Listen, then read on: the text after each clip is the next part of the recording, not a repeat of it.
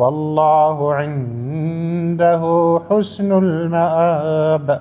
بارك الله فيك. خوتنا رجعنا عند الأخ مراد.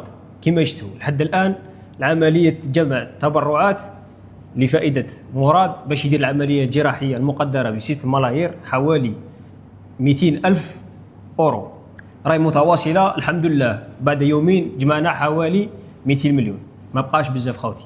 200 مليون غدوة 400 مليار، 2 6 نكملوها خوتي، ما بقالناش بزاف. جماعة هذا الفيديو مستهدف أكثر للناس اللي ساكنين في الخارج، ماذا بين الناس اللي ساكنين في الخارج أو مبلغ ماهوش بعيد عليهم. 10 من الناس 20 ساكنين في أوروبا ليموا المبلغ.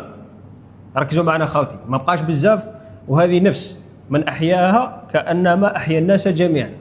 المسؤولية راهي تاعنا كاع خوتي، أي واحد قادر يطيح في الكا هذا ويحتاج.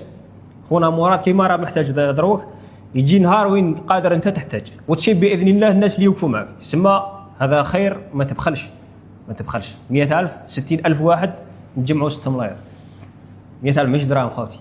بارك الله فيكم.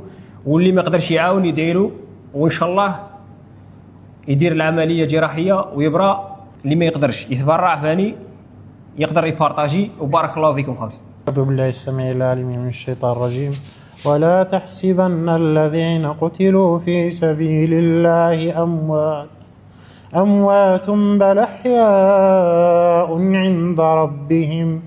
عند ربهم يرزقون.